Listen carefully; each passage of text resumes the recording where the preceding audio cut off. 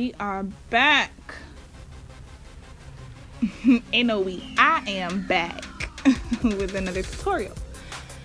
And it's how to bleach your knots, baby, on your frontal. So you saw I scooped out like 2 scoops of bleach. I will let you know what kind of bleach it is. I prefer quick blue. And then I added a fair amount of developer, preferably 20 or 30, depending on what I'm feeling like. And I mix it up really good until it is a beautiful consistency. Sometimes you have to add more developer, sometimes you have to add more powder to get the consistency you want.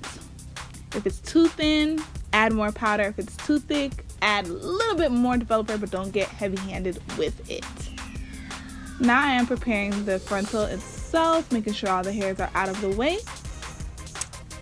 And also adding a little bit more powder and developer because for whatever reason, I was being generous.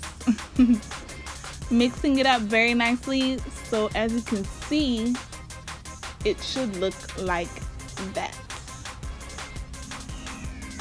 Nice and beautiful, nice and creamy, thick enough to spread, but not thin enough to bleed through the lace onto the rest of the hair laying on the other side, because we just want to bleach, we want to change the color of the knots, just what's on the lace, nothing else. Because if it gets on everything else, you're gonna have hot roots and it's gonna be like, okay, she has blonde roots, brown roots, whatever, and black hair, what's going on? So that I'm taking this nice little spatula here and I'm carefully applying it to the lace. You want to add enough pressure so that it's getting through to the knot itself and not just sitting on top of it, because then nothing gets bleached and then you're looking crazy like, okay, so I did all that work for no reason, I have to use more product. You don't want to do that. So use just enough pressure to get it through to the knot so that it's not just sitting on it, but it's actually doing what you need it to do. And not too hard so that it does not bleed through the lace. Spread it nice and evenly, get it everywhere. Some people literally just do the first 2 inches of the front of the frontal, but it doesn't feel right to me, for me personally, to do it like that. So I prefer to do it that way. And another reason why they do that also is because some people are very heavy-handed with their lace and they wonder why their lace does not last. It rips or the knots tear out because they're just so rough with brushing and combing it that they lose the hair, because the hair becomes a little bit more fragile once it has been bleached. So now what I'm doing is I flipped it over onto the foil so I can just double check here and see if it has bled through anywhere. And if it does, I will take just a little bit of water and spray it just a little bit, just so that it doesn't, get on the hair. It's still doing its job at the root, but it's not going to change the hair. And also the foil helps to speed up the process so that you're not sitting for looking crazy like, oh my god, like how long is this going to take for it to change? So I'm looking, doing a pretty good job. I'm very thorough. I'm looking, doing like 1/2 inch sections, just going through, making sure that it has not bled through, because like I said, we don't want hot roots. We just want to change the color of the knots on the lace, and that is it.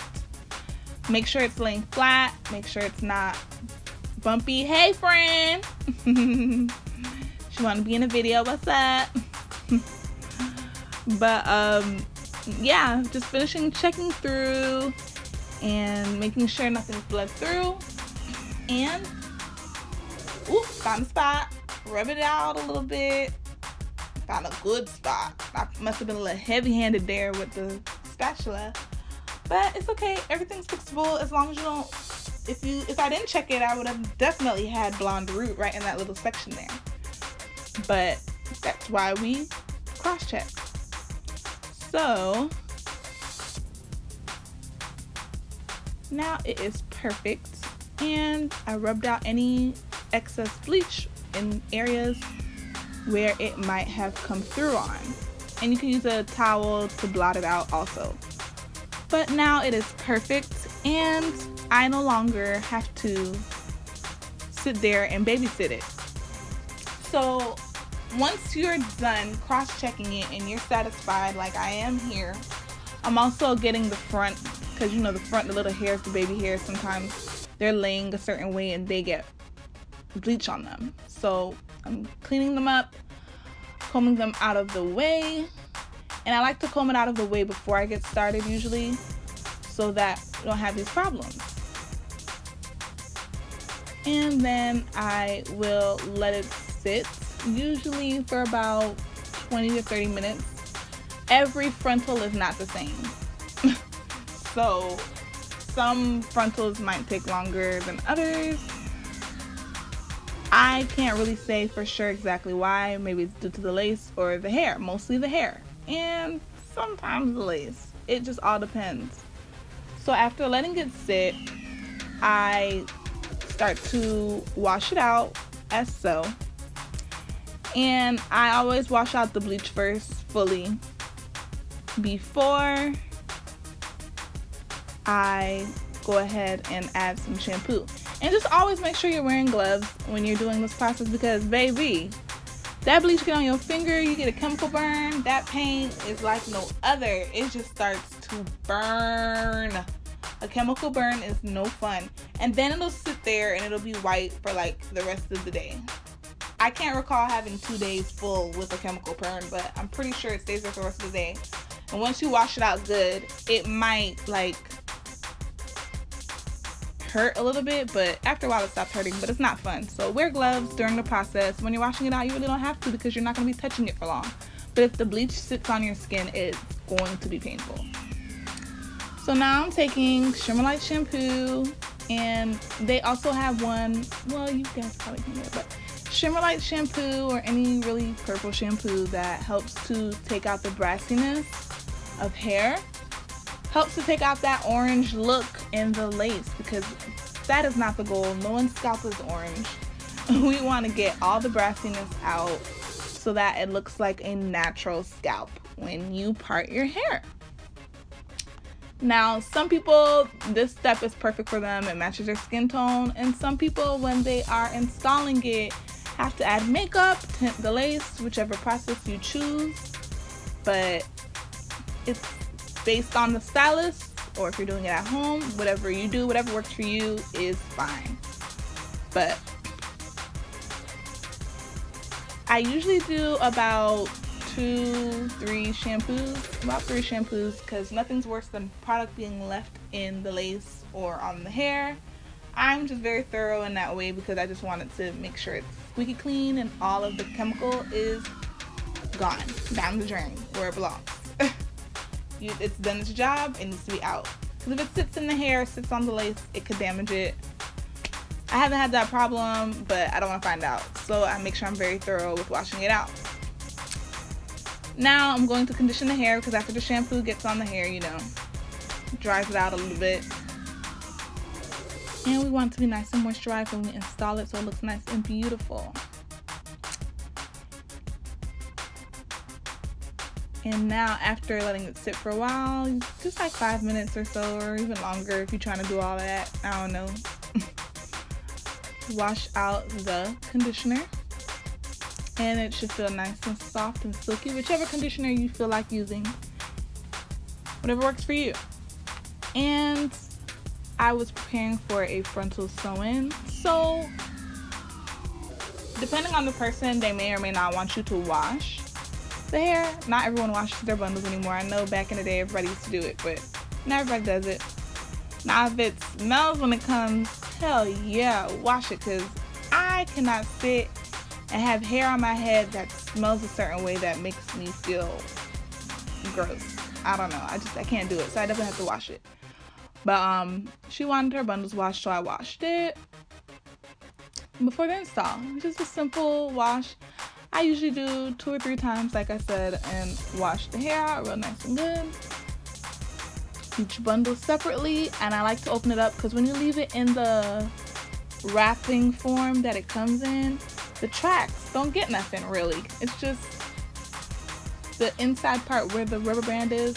Those parts aren't really getting washed. Everything else, the tracks at the top and the hair at the bottom, that's it. So I like to open it up and get it as small as possible, fold it all together until it's about as small as that, and I'm able to wash it just fine. And that just works for me. It's whatever you want to do, however you choose to do it is fine, but this is how I wash my bundles when I prepare for a frontal sew-in or any sew-in, if washing is needed, you know. But some people also like to install the hair with the look that it comes in, because once you wash the hair, sometimes, especially body wave, it doesn't really look like the body wave. It just has more of a wave to it, but it's not like exactly how it looks when it comes. And some people like that look, so they don't wash it. They just want that look, and then they will install it later. They're not really too much worried about it being perfectly in the body wave look as it came. Not a big deal, but it matters for some people. But yeah, so we wash it until it's done, and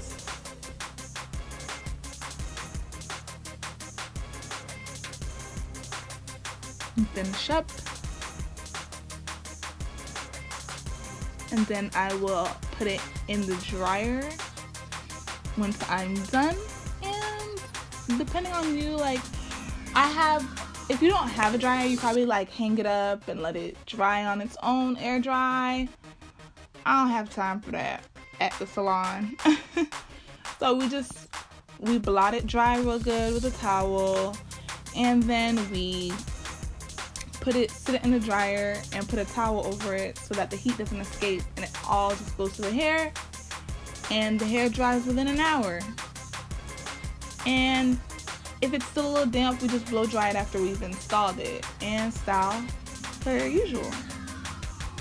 And that works for me. So, but everyone does things differently. So if you're doing it at home, of course the process would be different, especially because a lot of people don't have those standing dryers at home. We're all done after we clean up our area.